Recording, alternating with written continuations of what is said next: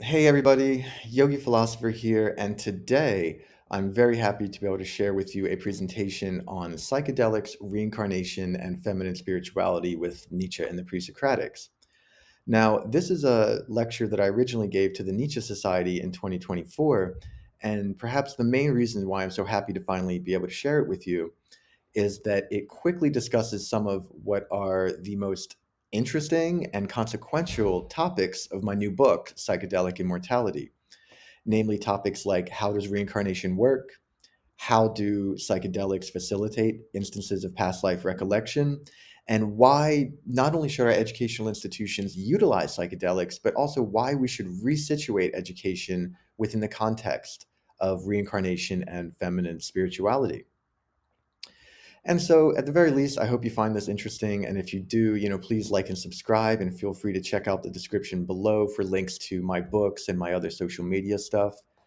And without further ado, we'll just get to it.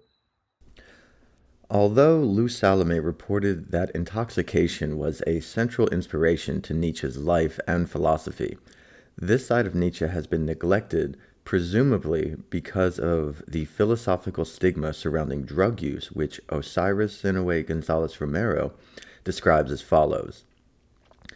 An important impact of the internal colonization prevalent in mainstream philosophy is how it has limited the exploration of the philosophical aspects of psychedelic experience. But recent research by Peter Hosted Hughes and Ricky Williamson have elucidated the importance of psychedelic intoxication for Nietzsche's philosophy. Nietzsche experimented with drugs early on in life, and he even began his philosophical career arguing for the emergence of an art form, tragedy, from intoxicated inspiration.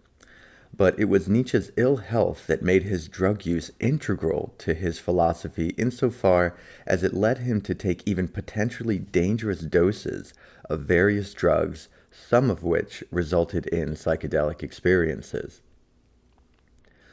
Halstead Hughes writes, "It is highly plausible, then, that Nietzsche's, quote, inspiration was drug-induced hallucination, and no less valuable for that. In fact, his revelations can be witnessed as testimony to the potential supreme value of psychedelic chemicals within the right mind." Nietzsche's own descriptions of philosophical inspiration appear to convey the psychedelic source of his own ideas, such as when his description of the philosopher as feeling himself, quote, swelling into a macrocosm, echoes the sense of cosmic oneness that characterizes psychedelic and religious experiences generally. And his statement that, quote, "This is my experience of inspiration. I do not doubt that you would need to go back thousands of years to find anyone who would say it is mine as well," supports Williamson's view that Nietzsche seems to have known that the ancient Greeks took a psychedelic drug in order to bring about the mystical experience during their Eleusinian mysteries. But Nietzsche appears to extend ancient Greek psychedelia from religion to philosophy when he attributes the birth of Western philosophy to a psychedelic vision not unlike his own. He writes that what inspired Thales to say that all is water was a metaphysical conviction which had its origin in a mystic intuition. We meet it in every philosophy together with the ever-renewed attempts at a more suitable expression, this proposition that, quote, all things are one. In fact, Nietzsche intimates the role that Eleusinian psychedelia played in birthing early Greek philosophy when he writes that the deep-thinking Greek had an unmistakably firm foundation for metaphysical thought in his mysteries. Building upon R. Gordon Wasson, Albert Hoffman, and Carl A. P. Ruck's The Road to Eleusis, Brian C. Marescu's The Immortality Key makes a strong case that the Greeks used psychedelics at Eleusis, and it seems as though Nietzsche, as with his turn to Greece's pre-classical period, was ahead of his time in recognizing the role that psychedelics played in the origin of Western philosophy. Ruck maintains that Pythagoras entered into deified states of ecstasy in the latter's incubation chamber thanks to sacred drugs, And in keeping with Gadamer's observation that all of the Presocratics were portrayed as followers of Pythagoras, evidence suggests that other prominent Presocratics used psychedelics as well. Evidence such as how Heraclitus' status as a member of the royal family of Ephesus enabled him to serve as a priest of Eleusinian Demeter, and his imbibement of the sacrament is suggested by his being known as a cookion drinker. How one of Empedocles' enigmatic fragments describes a magical pharmaca as a remedy for death, that Democritus, of whom it was said that he traveled into the boundless, provided a taxonomy of plants, Pliny tells us, that induce various visions and exalted states of consciousness, and finally, the evidence provided by Parmenides' Phoenician ancestry, insofar as the best evidence for ancient psychedelic wine comes from Magna Graecia, thanks to the Phoenicians, who also carried the cult of Demeter and Persephone all the way from Anatolia to found the Greek colony of Emporion in Spain. Now, if the historical precedent set by these founding figures is not enough of a reason to incorporate psychedelics into contemporary philosophical education and practice, then the benefits which psychedelics have already been shown to offer academics should seal the deal. William A. Richards notes that many well-established academics claim that LSD helped them do several important things, such as to view impasses or frontiers in their respective fields from new perspectives, to explore the interrelationships between ideas, and to uniquely visualize and obtain insights, some of which became manifested in practical completed projects afterwards. And I myself am interested in how psychedelic spirituality provides a positive way forward beyond the impasse of the analytic versus continental divide.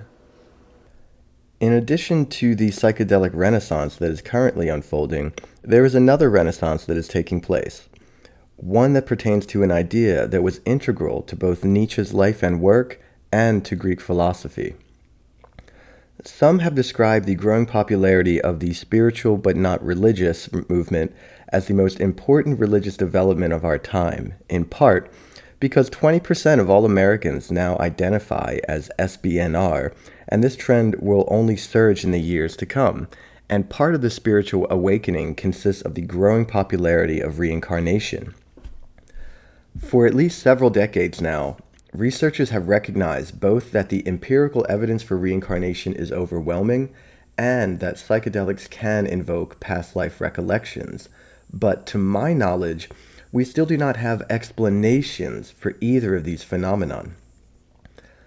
I offer such explanations in my forthcoming book, Psychedelic Immortality, and in this presentation, I'll concentrate on both how quantum mechanics supports a Pythagorean Nietzschean view of reincarnation and the affinities between Nietzsche, the Presocratics, and feminine spirituality that I discuss in more detail in my first book, Nietzschean, Feminist, and Embodied Perspectives on the Presocratics.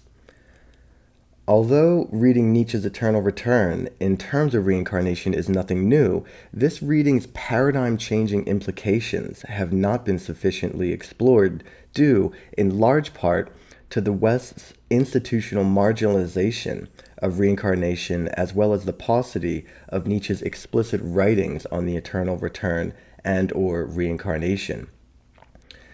Thus spoke Zarathustra itself, being the story of Zarathustra's silence about the idea of eternal recurrence after all. It's by making a primarily scientific case for the reincarnationism that Nietzsche took up from the Greeks and discussing in what sense both the Presocratics and Nietzsche provide precedent for conceiving of philosophy as a feminine spiritual practice, that this presentation will make what is effectively the elevator pitch for the thesis of my forthcoming book. Namely, that in order to bring democracy into the 21st century, the West should revive the Presocratics' psychedelic, reincarnationist, and feminine model of education, according to which philosophy is a feminine process of divinization that unfolds, with the help of psychedelics, over the course of successive lifetimes. The basic idea is that it's time that democracy in general and left wing politics in particular have a spiritual foundation, and philosophy should be that foundation. However, as someone who has always enjoyed finding inspiration wherever I can more than arguing for particular positions, I hope this presentation will at least provide you with some food for thought. But before we get to the good stuff, I'd like to further illustrate why such paradigmatic change is necessary by just saying a few words about why the current mainstream status quo of both philosophy and Western culture is unsustainable. Building upon the history-shaping power of ideas that Nietzsche conveys when he writes that thoughts that come on the feet of doves steer the world, one of the main themes of psychedelic immortality is that what I call the scientific materialist / liberal secular worldview that characterizes mainstream Western culture and philosophy is not just intellectually untenable, but also personally and culturally toxic. While a genealogical critique of scientific materialism and liberal secularism exceeds the scope of this presentation, psychedelic therapy has exposed the toxicity of both materialism and liberalism, insofar as entertaining non-materialistic ideas has been shown to increase one's well-being, and the a-relationality of liberal individualism has been shown to function as a non-idiopathic reason for mental distress. Psychedelic therapy has also illustrated the benefits to be gained by developing a better worldview, insofar as John Buchanan writes that having a worldview capable of incorporating, or more accurately, interfacing with these extraordinary states of consciousness helps create a favorable environment for both personal and scholarly experimentation and explication. One of the most important lessons that I've learned through my yoga practice is that the more one becomes acclimated to holding postures with improper and even harmful alignment, the more that proper alignment feels weird. And if Marescu's description of Eleusis as being the West's first undisputed spiritual capital is accurate, then Eleusis is a good place to start healing from the mainstream toxicity to which many of us have grown accustomed. Not least because Eleusinian spirituality was a major inspiration for the reincarnationism that Nietzsche shared with the Presocratics. Nietzsche learned Zarathustra's thought of eternal recurrence from the Dionysian mystery cults of the ancient Greeks, even exclaiming, "I have discovered the Greeks. They believed in eternal recurrence. That is the mystery faith." And just as this idea came to virtually define Nietzsche's life and work, Demeter inspired the Pythagorean reincarnationism that pervades ancient Greek philosophy. James Lukta writes that philosophy, for the Pythagoreans, has no other meaning and context than the narrative of transmigration. And according to Thomas McEverly, virtually the entire Pythagorean Platonic tradition down to Plotinus held reincarnation to be fundamental to the whole sense of the meaning of life. Exceptions to this reincarnationism notwithstanding, Mirescu both summarizes the religious goal of ancient Greek philosophy and conveys how, for far too long, we've been alienated from what philosophy is really all about. He writes, "Practice dying, the philosophers have been telling us for 2,500 years, so that when your time comes, you won't even feel the flames that engulf everything you ever knew. This has happened before, you'll remember. This is not dying. This is becoming God, the God you've always been." In my view, past life recollections are particular manifestations of what I call true self-recollection, namely, an awakening of one's inner divinity that occurs in various degrees of intensity, from full-blown religious experiences to the subtle revelations of philosophical inspiration.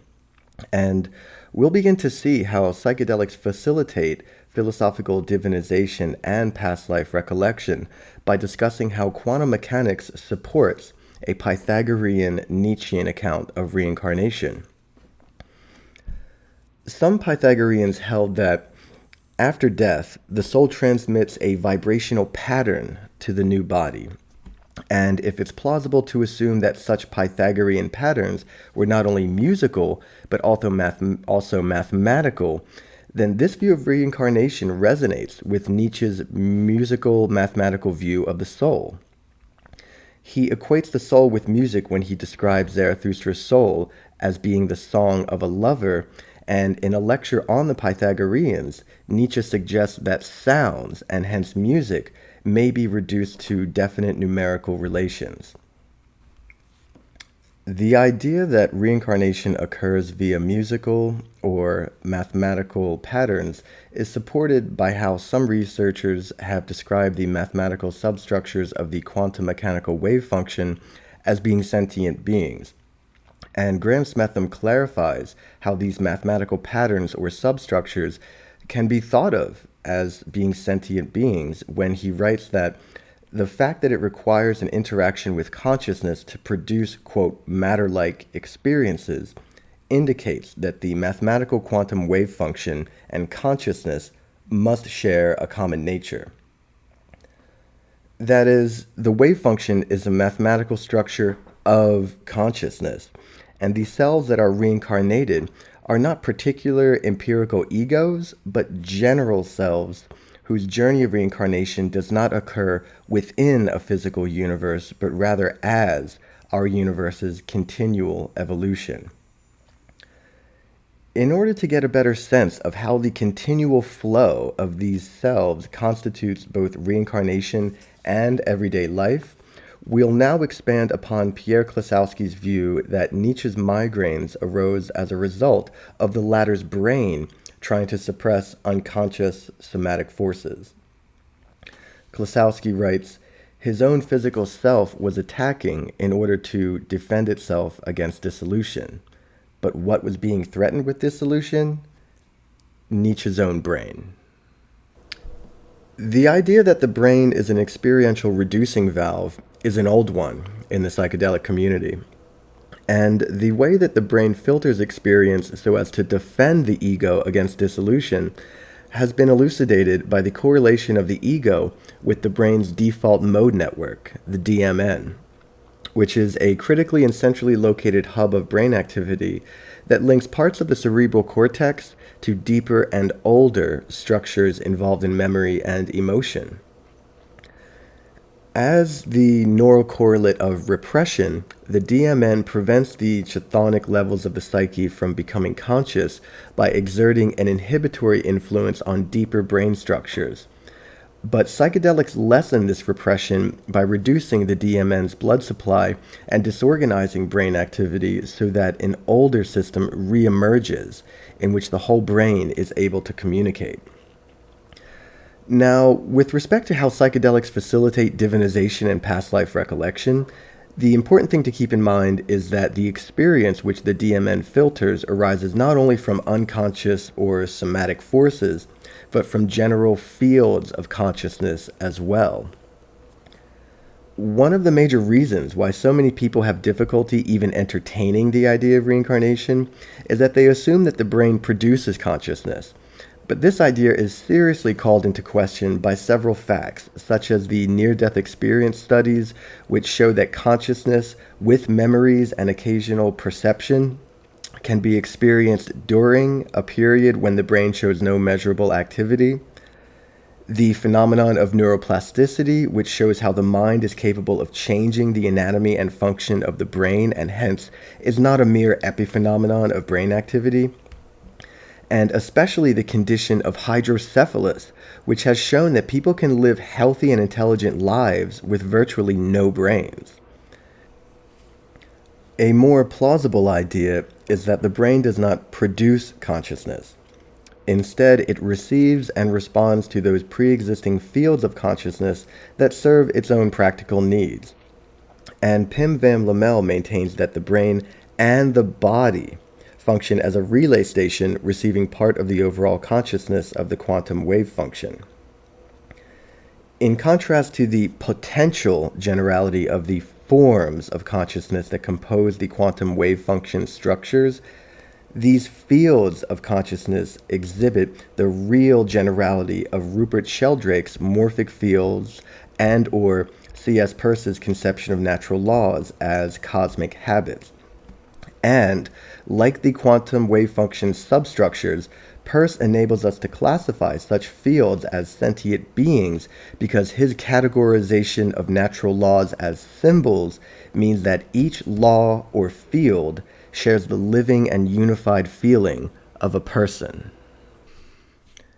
In other words, just as destroying a television set does not destroy the television programs that it broadcasts, destroying the brain and or body does not destroy the fields of consciousness which, due to the constant breakdown and regeneration of molecules and cells, play an essential role in maintaining the continuity of bodily functions and of everyday life. As Nietzsche conveys with statements like, man is only a representation born at every moment, and it is the body to which a new soul is always being added, life itself is a continual process of reincarnation, and when psychedelics weaken the ego's filtration of experience, when they reduce the DMN's blood supply, both the brain and body are able to receive higher forms or higher fields of consciousness, which are typically filtered out of experience for perfectly good practical reasons. But while it is by tuning into or incarnating higher selves that one becomes the divinity that one has always been, psychedelics are able to facilitate the recollection of particular past lives because it is not only consciousness, or more precisely experience, that is integral to existence, but also memory. Van Lommel maintains that the non-local quantum consciousness is also the non-local repository of all past experience, and Nietzsche appears to recognize the ontological status of memory when he writes things such as, becoming drags the has-been along with it, the past continues to flow within us in 100 waves, and memory has nothing to do with nerves or brain. It is a primal quality. Moving on, in addition to being psychedelic and reincarnationist, and although Orphism steered Western spirituality towards the exclusion of women, the Eleusinian mysteries were always the women's domain. And in my first book, I discuss how Eleusis served as a crucial cultural and conceptual link between pre-Socratic philosophy and the old European goddess-centered religiosity of rebirth that several prominent pre-Socratics were reviving. Now, since a discussion of the various ways in which I argue that Western philosophy began as what we today would call a feminist religious reformation also exceeds the scope of this presentation, I will just briefly summarize the high points of the affinity between pre-Socratic philosophy and feminine spirituality.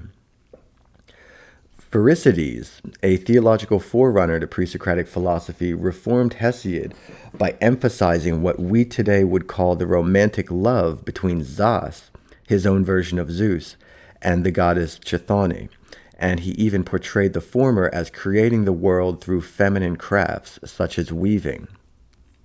Thales, who praised his mother's intelligence, is reported to have learned a valuable lesson from a Thracian maid, and I use the close connection between Malaysian philosophy and Orphism to suggest that Thales' water may be a symbolic representation of the aqueous wisdom goddess Metis. Anaximander, whose apeiron has been interpreted as a feminine or maternal principle, also reformed Hesiod by portraying men and women as being created at the same time, thereby equalizing them. And with respect to the revival of old European goddess religiosity, the important point is that both Thales' water and Anaximander's apeiron serve the same cosmic function as the goddesses of old European myth, namely, the steering of the cycles of life, death, and rebirth. Pythagoras is one of the two pre-Socratics that commentators have already described as being a feminist, and if all other pre-Socratics are portrayed as being his followers, then, as with his psychedelic reincarnationism, Pythagoras' affirmation of women is indicative of the femininity of pre-Socratic philosophy in general. We see this in Pythagoras' intellectual inclusion of women, the reports that he was taught most of what he knew by a priestess, and how his, quote, golden thigh marked him as an adept of the goddesses Metis and or Demeter. Heraclitus dedicated his only book to Artemis, but it is Parmenides who is the zenith of the femininity of pre-Socratic philosophy. All of the figures in Parmenides' poem, other than the anonymous male Kouros, are female, and besides identifying being or reality with aletheia, truth, he presents reality as being held together by the love of other feminine figures, Dike, justice, Anarche, necessity, and Moira, destiny. Also, his view of the human body as being composed of different proportions of light and night even presents philosophical divinization as occurring via the cultivation of a specifically feminine form of embodiment and subjectivity. And if Peter Kingsley is onto something when he describes Parmenides as the founder of Western culture, then, as with Eleusis, Parmenides shows how the West can progress to a feminine future by reconnecting with its past. Finally, like both old European myths and Parmenides' cosmology, Empedocles has a goddess steer the cycles of reincarnation, albeit this time outnumbered by neutral strife and his male god, and there are several reports of Empedocles using his wealth and skills to help numerous women. However, what's most important about Empedocles is that it has already been suggested that his superorganism, what has been called his feminist model of society, is a nostalgic memory of an older, more peaceful society.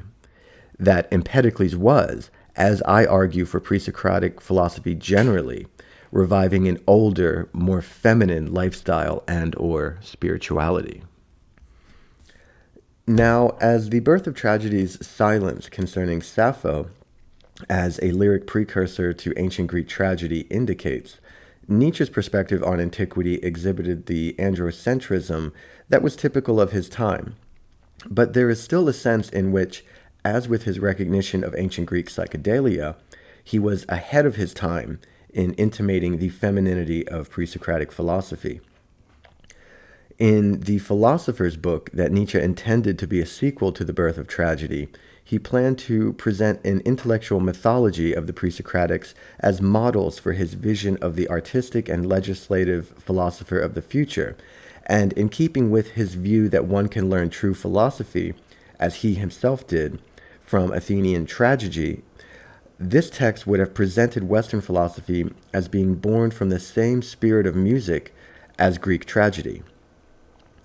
Section 63 of the Gay Science states, "The woman in music.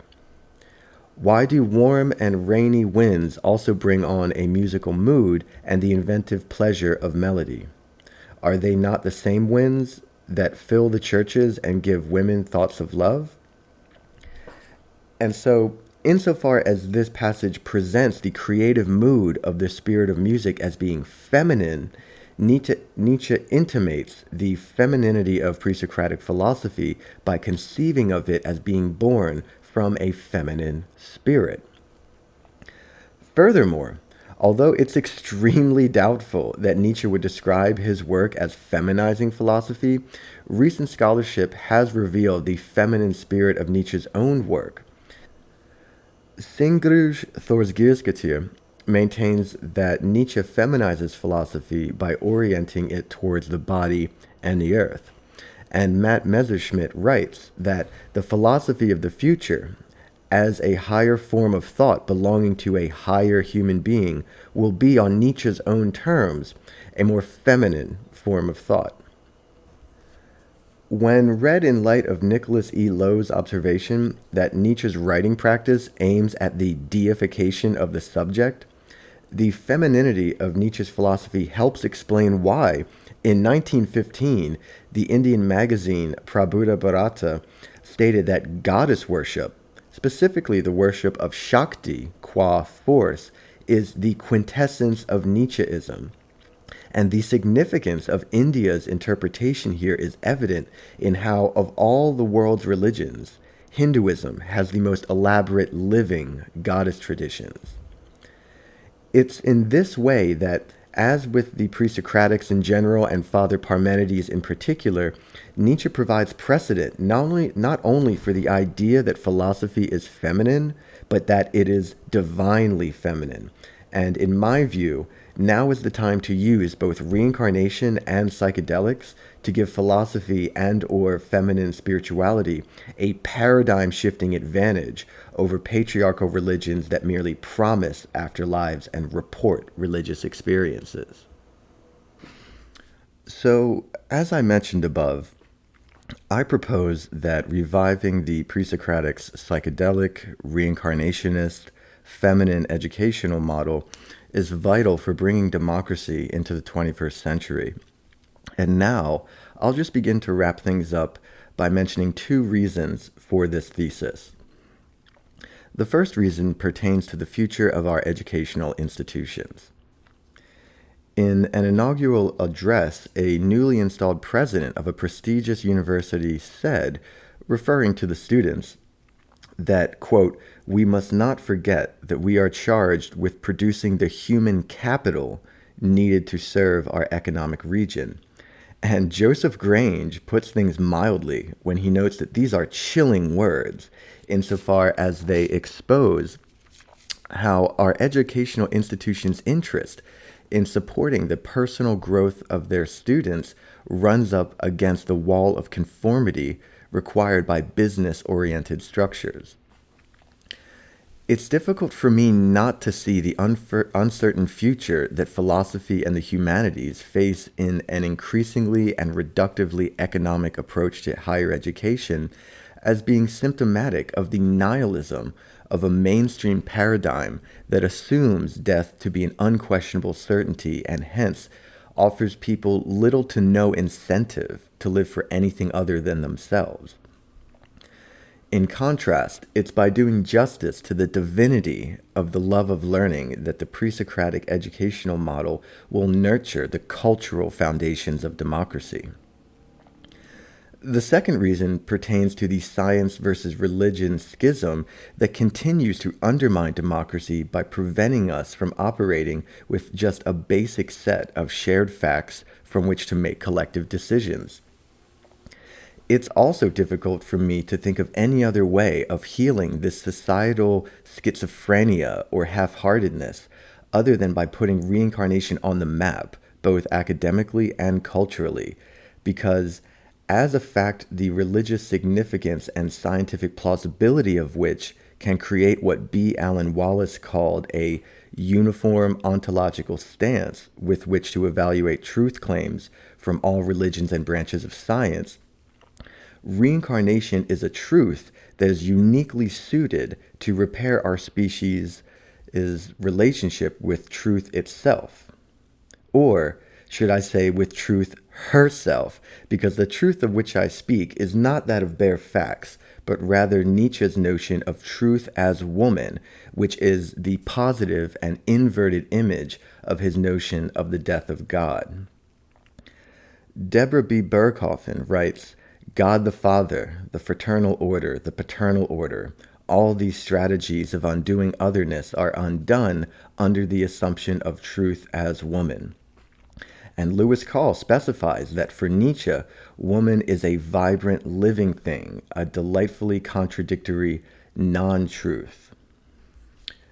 It's in this way that repairing our relationship with truth means progressing from a mainstream paradigm, the falsehood and toxicity of which both stem from its effectively functioning as a neutral mask for patriarchal theology, to a more plausible and healthier paradigm that enables and encourages people to dwell in the living presence and wisdom of the divine feminine, who was there at the dawn of Western civilization and philosophy as Demeter, Metis, and other goddesses, and whom we today can refer to simply as Sophia.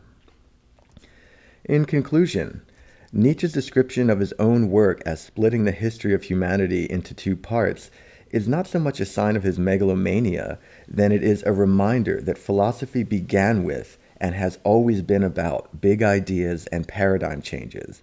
And it's in this spirit that my third book, Quantum Kink, will be exploring both the affinities between quantum mechanics and Eastern spirituality via their shared resonances with Whitehead's philosophy, as well as how combining psychedelics with tantric yoga and BDSM can facilitate the kind of collective divinization that I suspect is necessary for interplanetary and or interdimensional communication and travel. Because why not?